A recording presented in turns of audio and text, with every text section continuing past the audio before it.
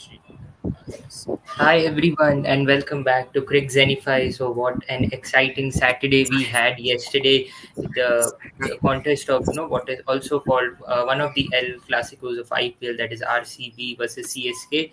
And again, it all towards the last over, it almost looked like a deja vu moment where we saw that the last year's May 18th, the match that we had where RCB was in a situation that they had to win and they would qualify. So a similar situation that we saw yesterday as well. In the previous match, it was 16 to be defended, and in yesterday's match, we saw that it was 15 to be defended. The batsmen were the same, Dhoni and Jadeja. The bowler was the same, and the result also ended up becoming the same, although with a bit more thrill and a bit more suspense. Apart from that, we also saw a pretty good and a very good innings from Ayush Matre. The kind of intent that he showed, I mean, just for a 17 or 18-year-old to come and play with such an intent. I think that is what CSK was missing throughout their campaign, and finally they are finding a very good talent for their future as well. So yeah, we'll talk more about it. And going ahead, we also have a double header lined up for us today. That is, one is between KKR and Rajasthan Royals, where Rajasthan look to play for pride and try to get something positive out of this season. And on the other hand, KKR look to strengthen their playoff hopes as well. And if we come to the evening clash, it is Punjab Kings up against the Lucknow Super Giants. On one side, PBKS, who were going very high towards the start of the tournament, they're slowly starting to look like making their playoff chances a bit difficult. And on the other hand, LSG has had a kind of a balanced campaign where it is not so good or not so bad. So both these teams look to strengthen their playoffs hopes as well. So we'll talk more about it. I'll straight up come to Arunish Bhai first to talk about yesterday's match. That we saw the way RCB crafted their innings. The first few overs, especially from the openers, were really good. And then in between, there was a bit of a break that we saw that the shots were not coming. And towards the end, it was the beast mode of Romario Shepherd that we saw. That 2 overs, he almost scored about 54 runs over there. So just talk about it. That what happened for RCB yesterday. Yeah, talking about the game, as you rightly mentioned, it has been a classic game between these two, El Clasico, as you mentioned, because the way the games have been between these two sides in the past 2 years, it has been that kind of a rivalry right now. So, talking about yesterday's approach from RCB, I felt that because when the toss was not in favor of RCB, Dhoni and others also mentioned in the pitch report as well that it was a bit of a tacky wicket, and the ball was sticking onto it. And but the ball initially came on pretty well onto the bat. After the first 6 overs, after then it was like spinning a bit for Jadeja as well and others as well. But the approach from RCB was perfectly spot on because the way Jacob Bethel and even Virat Kohli was yesterday was in an attacking mode, and we all saw how he hit 5 sixes in his knock of 32 balls. That is very rare thing because with Virat we associate much of an anchor kind of a role because the other player is hitting and he's basically giving the strike. But yesterday we saw Virat and Jacob Bethel both playing in an attacking mode from the start because they knew that in Chinnaswamy, whenever better pitch is there, then the score needs to be above 200 and 220 plus, so that it is a bit safe because in Chinnaswamy any total is unsafe because of the nature of the pitch and the dimensions of the ground. So yesterday we saw an attacking approach from both the players, and it was like a delightful moment for the RCB fans as well to see how they were going about their business and in the starting overs. And but the thing is that Matisha Patirana bowled pretty well in the middle of the innings. He was not spraying the balls as he was in the earlier games, so that was a good thing as far as CSK is concerned. And he was not letting the batters score much runs. But the end assault that we saw, like uh, RCB innings came to a halt between overs 12 to 18 as they just scored around 40 to 47 runs in that phase. And it was seeming pretty difficult to even reach 190 at one moment. But that 35 run over of Khalil Ahmed that from Romario Safar. That was pure hitting, pure destruction, destructive batting from a West Indian that we always associate with, because it was pure power game in the end from Romario Shepherd. And even Tim David was happy giving him strike for most of the times in the last overs, and he made a good record also. Like 14 balls, 50 is the second fastest 50 in the IPL overall, and he was hitting basically every ball. Like he hit six sixes and four fours in his innings, just missing out on four balls. So you can get an idea how destructive his batting was, and he took the total of RCB to way above par. Like it was on that pitch, it was 213 on that pitch, and even though the dew came on in the second innings, the RCB bowlers at the end pulled back the game, and it was a hell of a game. And we also got a deja vu of the previous year's game here at Chinnaswamy when Yash Dayal defended those 17 runs in the last over. Yes, again, thank you so much, Arunish Bhai. I think yes, I was lucky enough that I went to the stadium, and especially witnessing that kind of hitting from Romario Shepherd out there. That was something else to watch, and even towards the end, the way the match transpired, especially towards the last 3 overs. I mean, that was one kind of an experience. So now I'll come directly to Pratik Bhai. That we saw. The way CSK's campaign was going and the kind of intent they were showing, that even when they had a target of about 170 odd or something in towards the first half of the tournament, they were finding it difficult to chase.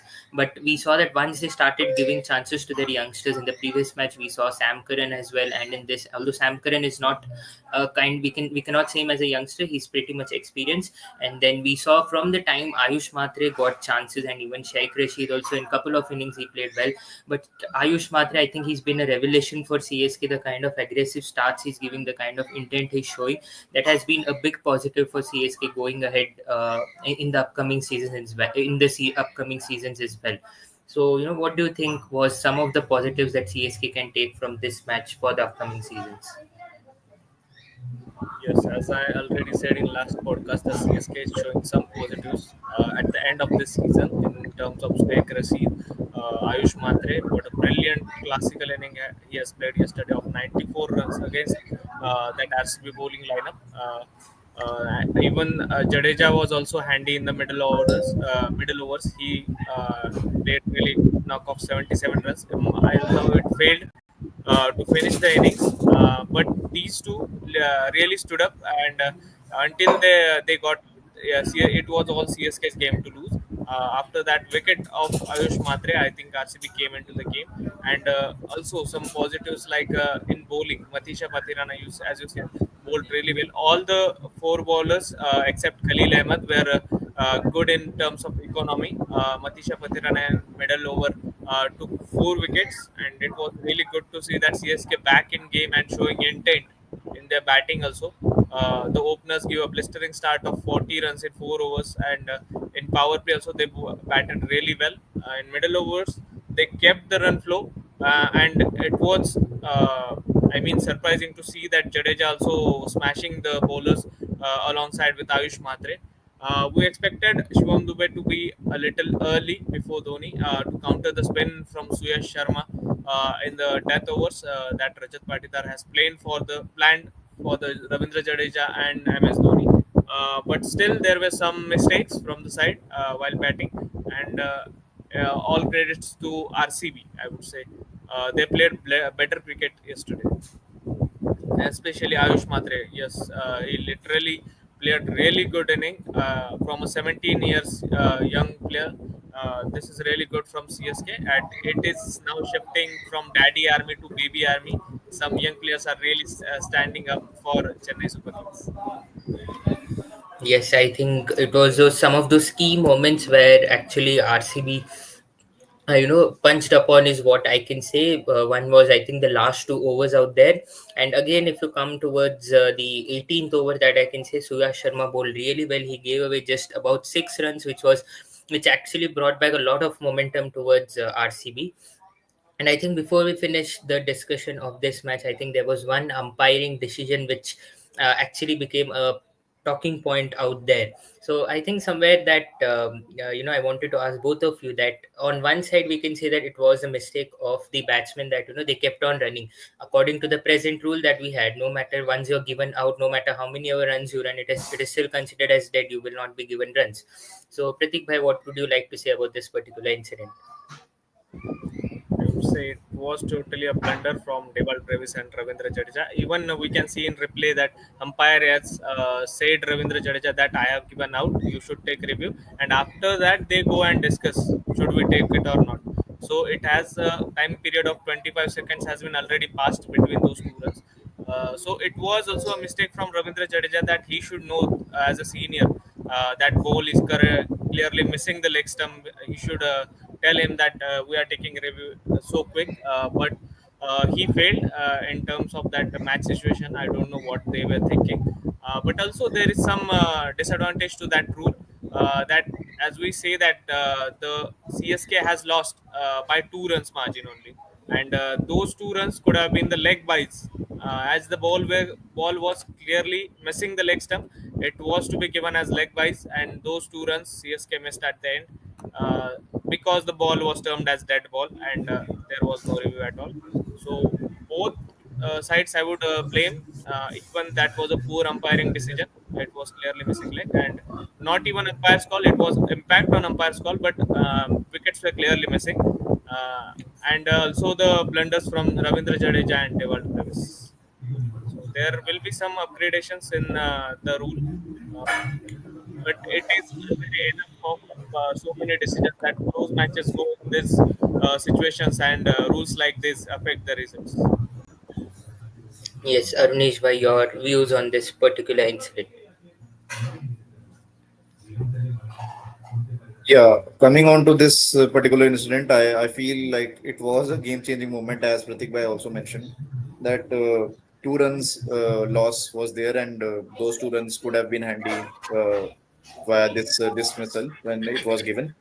So I feel regarding like I have a point of view regarding this that umpires, whenever the timer is not there displayed on the screen, umpires should probably give batsman the time. Like there is a rule also mentioned by an umpire, previous umpire, like a former umpire named Anil Chaudhary, who told that umpire has to like tell the batter that whenever the 5 seconds are remaining, umpires have to tell the batter that only 5 seconds are remaining. Yesterday, what we saw is that umpire didn't give any time to the batter as well and didn't inform him as well. And there was no timer displayed on the screen as well. So that was a confusing point in the game. And rightly mentioned by Pratik Bhai that when the ball was like seeming like then an experienced batter in the form of Ravindra Jadeja at the non-striker should have asked Brevis to take the review immediately. And they took more than, I think it was displayed that they took more than 22 seconds to come to a decision to take the DRS. So that's when the umpire neglected or that's when the umpire refused the DRS call that they were about to take. So it was a confusing situation from both the ends. Umpire should have informed the batter Brevis that only 5 seconds or 10 seconds are remaining. You have to take the call because from the moment when you give the batter out, it becomes a dead ball and the timer starts counting. So umpires should know about this in advance, and they should inform the batter in case the timer is not displayed on the screen, as was the case yesterday. It's, I think, pretty much a talking point from yesterday's match, and hopefully that we saw a particular rule change in that aspect as well. So yeah, I think moving on, just before moving on, there's a big headache, as one of our viewer mentioned, that one is obviously when Salt comes in, how can Bethel be benched because he performed really well, and on the other side we saw that Hazelwood was not playing yesterday. Lungi Ngidi also performed really well. He also picked up the three crucial wickets. So a good selection headache for RCB moving into the next games, I would say, once Hazelwood and Phil Salt would be available. So now, moving on to our afternoon encounter today, that is between Kolkata Knight Riders and Rajasthan Royals. On one side, Rajasthan Royals are looking to get some positives before they move in towards the next season, because they are also another team along with CSK who have been eliminated from the tournament. So yes, I'll come straight to Pratik Bhai, that what do you expect from Rajasthan Royals in today's game?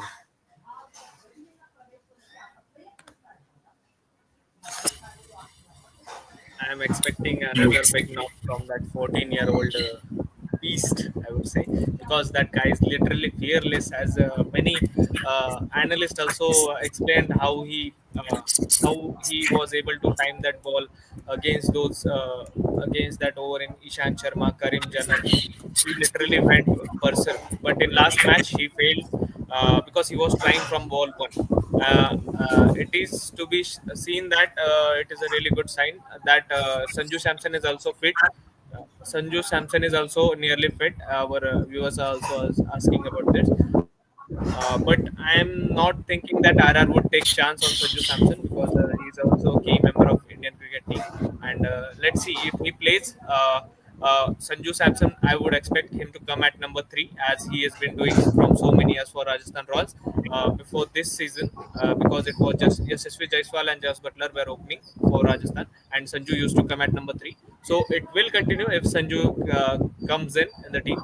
And good to see that top three of Rajasthan Royals are performing really well. Top three in the sense I am saying Riyan Parag is also doing good. Nitish Rana is slightly bit off the form because they change their playing 11 so consistently that I am saying that top three, considering Riyan Parag in it. The finishing needs a little bit more responsibility should be taken in that thing. In last match, Dhruv Jurel was there. He had to take some. He had to keep some patience and take the innings to the 20th over, so they could have got something as a pride for them that match. But it was totally a one-sided encounter against MI, as all the batters completely failed. Just one wicket of Vaibhav Suryavanshi, and all the rest batters were not able to perform. Even Shubham Dubey, as we say, he had hit it so clean shots in that small innings, but had to keep some patience. If you are 6 wicket down or 7 wicket down, then there should be some steady innings, which should help with the tailenders. If you are seeing your top scorer was Jofra Archer and your top wicket taker was Riyan Parag in last match, it's seriously a concern to be worried, because it's not usually their specialization. I would say Jofra Archer is a bowler and he is contributing in batting, and Riyan Parag, as we say, is all rounder, but he very less. We see him very less in ball, but he was the highest wicket taker for Rajasthan. There are some positives, but still, it's a big reason to worry for Rajasthan, as they have to play this team in next 2 years.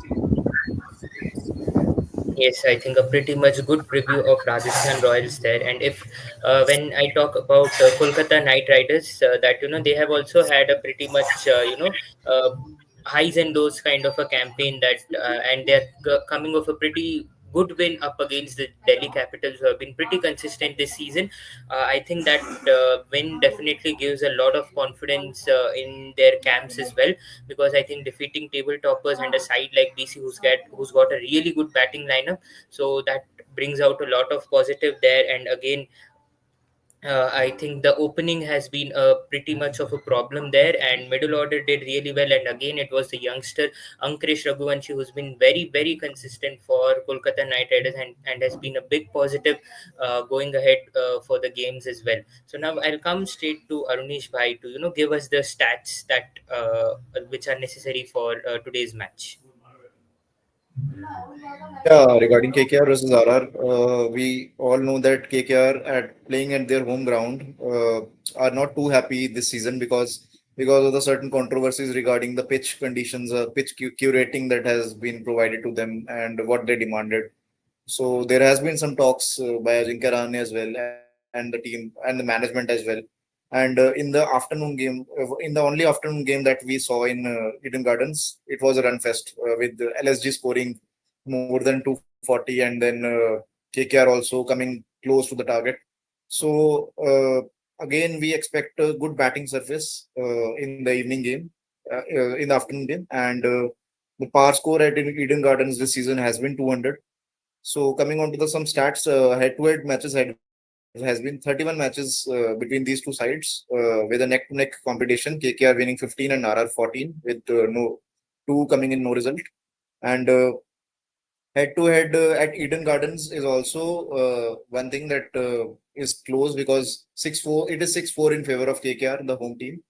But these two sides, when these two sides meet, it becomes a high voltage clash because last year we saw Josh Butler taking RR to a victory in a high scoring game here in Eden Gardens, as he scored a century in Eden Gardens last year when he was with RR. So we can expect a high scoring contest and a good thrilling contest between these two sides. Also, I would like to state that Gurbaz has a good record against Tikshana. He has scored 75 runs in 44 balls against him. But Tikshana could again be a trump card because he can bowl in the power play, and we have some matchups here in today's match. As Mahesh Tikshana versus Sunil Narayan, there is one matchup where 8 runs have been scored by Sunil Narayan and in 7 balls with two dismissals. So Tikshana can bowl in the power play and probably get Sunil Narayan out in the power play early on, and that could jolt KKR's batting lineup a bit. Then we have a matchup of Ajinkya Rahane versus Jofra Archer, in which only 1 run has been scored by Ajinkya Rahane in 9 balls with a dismissal. So that tells you that Jofra Archer has a wood over Ajinkya Rahane, and he can keep him quiet as well as dismissing him because Ajinkya Rahane has been consistent for KKR, and dismissing him early would make the inroads for RR. And then we have Shimron Hetmar versus Sunil Narayan. That the team they are teammates in their own country, that is West Indies, and there are some these are some staggering numbers because 77 runs have been scored by Shimron Hetmar in 86 balls, and that too in T20s. Strike rate is below 100 against Sunil Narayan, and 86 balls is a great sample size. So with the dismissal as well. So that tells you that even when Shimron Hetmar comes in the finishing role, this Sunil Narayan can keep him quiet at any point of time because this is a big sample size. So these were some matchups, and I would like to tell that in power play, RR have the best run rate in the whole season, like 10.75 with best boundary percentage of 28.96 and most sixes because of the young lad that is Vaibhav Suryavanshi we have seen. So it can be an exciting contest, and it's a day game, so we can expect again a high scoring match here again at Eden Gardens. Yes, I think that is what we have seen with Eden Gardens and the afternoon matches as well. That we almost every time whenever there's an afternoon match in the Eden Gardens, we also see the high scoring matches out there. So hoping for a pretty much good contest out there, and we'll come straight up with the predictions. Pratik bhai, who do you think is winning today's contest? Actually, I am going with KKR as with the recent forms they have been at Delhi itself, and Rajasthan coming from a loss. I mean, it was a really big loss for them, 100 runs loss. So it will affect the confidence of the young guns as the RR having some young team as compared to KKR, and Kolkata knows how to handle this pressure situations as they are the defending champions and so experienced campaigners like Ajinkya Rahane, Adil Russell, and Sunil Narayan. So hoping Sunil Narayan to be my key player alongside with Ajinkya Rahane and KKR to win the match. Okay, Arunish bhai, your prediction. Yeah, my prediction would go to RR because they have been eliminated from the tournament. They have got nothing to lose, and when a team has got nothing to lose, Yesterday we saw what CSK can do on their day. So I feel RR can also do the same to KKR because KKR is still in contention for a spot in the playoffs. But RR is eliminated, and when a side is eliminated, they can be as dangerous as they can be. And my key player for today's game would be from RR side. I would pick Yashasvi Jaiswal to be the key player today in today's game. Okay, so I think that is what we had for today's afternoon game as well, the preview for today's afternoon game. So now moving ahead towards the night game that we have between Punjab Kings and Lucknow Super Giants. So yes, again, Punjab Kings on one hand started off really, really well, and on the other hand, we saw that Lucknow also having a pretty much kind of a balanced campaign out there. So yes, Avnish bhai, what are you expecting from Lucknow Super Giants? Yeah, if we talk about the evening game, first of all, it will be the first game hosted in this season at Dharamshala, which is a crowd favorite for fan favorite ground because of the scenes that are there, the mountain and the views are there. And most probably, if we can see, the pitch there is also pacey and bouncy. And the last 2 years, we have seen in 4 matches, three matches have been won by the side who was batted first. And mostly scores here go above 200 because of the ground dimensions and the pitch conditions that are there. So PBKS would likely want a victory in home games this season because they haven't had much victories in Mulanpur as well. The record at Mulanpur was poor, and in HPCS Stadium, Dharamshala, the last victory that PBKS achieved was in 2013. So that tells you that this also hasn't been a hunting ground for PBKS. So home games have all been not good for the home team for this like PBK side. So they would like to correct this. But on the other hand, if LSG is to be considered, they have are going to like they are going through a patchy form. They first they first lost some games, then they won a hat of games, and now they have again found themselves like three defeats in last 4 games.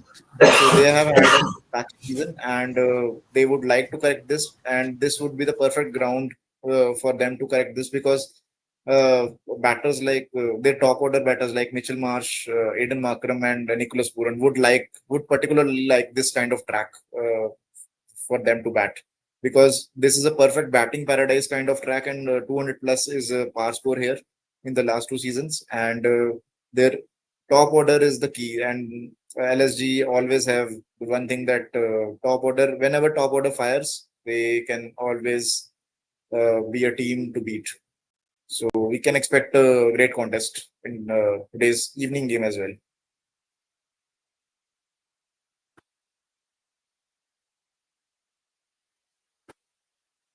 Yes, before we move on to the team, so Nats bhai, thank you so much for reminding me. So yes, my prediction would be that KKR would win the afternoon game because looking at where they're placed on the table, and as Pratik bhai mentioned that RR has a pretty much young side as compared to KKR. So I would obviously go with the KKR because of the kind of quality of players that they have, and also the recent win against Delhi Capitals, who have been in the top of the table. So obviously, I think that would boost a lot of confidence in them. So now moving on, that we also have a question about Rishabh Pant, that being the captain and also being the highest paid player in IPL, about 27 crores. We haven't seen that kind of a performance from him. There was one big score, but again, not at the strike rate that you expect from some player like Rishabh Pant. So Pratik bhai, that what do you think Rishabh Pant should improve upon, and also that where do you think LSG would finish towards the end of the league stage? I think they are still confused about the batting lineup because they are changing. If they bat first, they are changing their batting lineup for an impact there. So it is not a good sign with the planning. They want to use Mitchell Marsh batting as much as possible, and that's why they are only using impact there after he gets out and brings in Ayush Baduni. I still think Ayush Baduni should play as a fixed spot in playing 11 at number 4. I would say openers, as our viewers also saying that time to promote Rishabh Pant to number 4 and Markram goes down as okay. So I'm not agreeing with this. There is no changes should be happening in play opening. I would say because the top three, that is what LSG is getting carried on. Markram, Mitchell Marsh are in great form. They are taking the in power play really good. Puran is a bit of a concern in the because of his current form. In first 5 matches, he scored 360 run, and in next four, he has around 60 or 70 odd runs. So it is a big concern for LSG that Puran was the reason they were winning so comfortably. And at number 4, I would say if Rishabh Pant is playing, he should come at number 4. If Ayush Baduni is in playing 11 with his fixed spot, he should be playing at number 4. And Rishabh Pant can come after him at number 5. David Miller at number 6, Abdul Samad at number 7. So it is a really good batting lineup, has enough firepower in it. But I don't know why still they are keep on changing it again and again and bring in an impact player in even when they are batting first. What it is lacking is they are lacking with one specialist bowler if they are getting one batter. So I'm still thinking Shardul Thakur is a good contender. They could bring in middle overs. He has very good with his variations. Even in death overs, he has won the first few matches. He has contribution of those wickets from his side. In one match, he got 4 wickets, and in another 2 or 3 wickets. So LSG is badly missing that bowling contribution. Mayank Yadav in last match was really exceptional. He got wickets from Surya Kumar Yadav and Rohit Sharma, which was really good after getting smashed for two straight sixes. He realized that this is not the pitch for uh, to go pace on. So he reduced the pace, and with his variations, he got those 2 wickets. So improvements are getting there in bowling of Mayank Yadav. It's a really good sign for Lucknow, and I hope they will do better ahead of this because Digvesh Rathi, a promising youngster, has the best economy in middle overs. And in the other side, as we can see, that Punjab Kings has really aggressive approach, and from the ball one, they are going aggressively with those young openers like Priyan Sharia, Prabhsimran Singh, and even Shreyas Iyer is leading the charge in the middle overs. So it will be a tough task for Digvesh Rathi to go against these players. Shreyas Iyer is a really good player of spin. It is tough to get him out. So only thing I would say LSG bowling should take wicket of openers and Shreyas Iyer. Rest batters will be under pressure, and we can see a good win for LSG in this match. Yes, thank you so much, Pratik Bhai. So before we come towards the prediction again, Arunish Bhai, please give us some stats, important stats for today's match.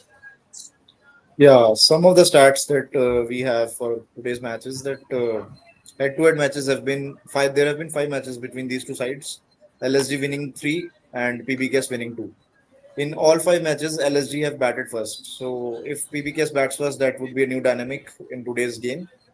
And in HPCS Stadium, as I earlier mentioned, that there have been PBK's record is 13 matches have been played and only 5 victories have been achieved by PBKS. So that's not been like they have not been able to achieve even 50% of wins here. So the last victory here in 2000 was in 2013, and from LSG side, there is a stat that only Digvesh Rathi and Aiden Markram, only these two bowlers have been maintaining an economy under 9. All other bowlers are being targeted in the LSG bowling lineup, and that is one thing that LSG needs to sort out because this is a pitch where batters will find it more easy and they will score more freely because of the ground dimensions as well. It's a small ground, and I've been here to this ground and I've known that this ground is particularly known for batters scoring big and making it big.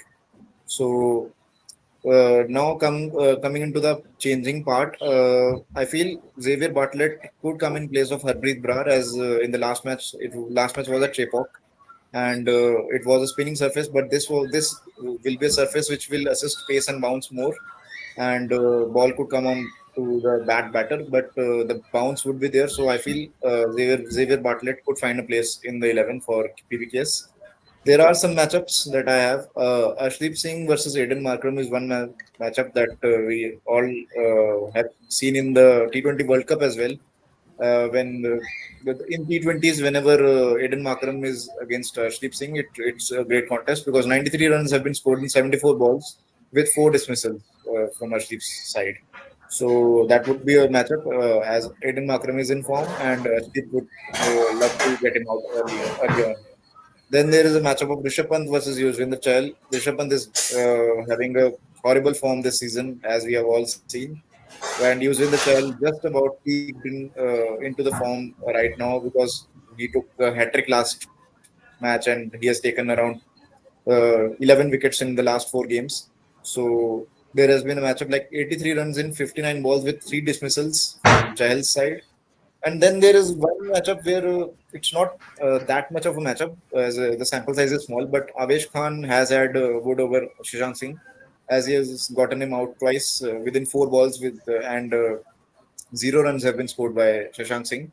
So that could also play in the mind of a batter when a bowler has gotten him out with no score on the board.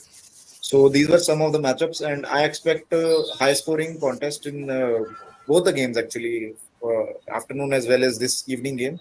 So because this is Dharamshala ground will be one ground where batters will find it easy, and the forecast also for the today's match, like in afternoon and morning, there will be some showers, but during the night time it will all clear up, and in the like in Himachal and all the conditions are there that such that rain can come in at any point of time. And in the last match that I saw here, like there was hailstorm as well, so the conditions can be unexpected here, and the batters will certainly enjoy more here, and the pace bowlers will enjoy more in today's game.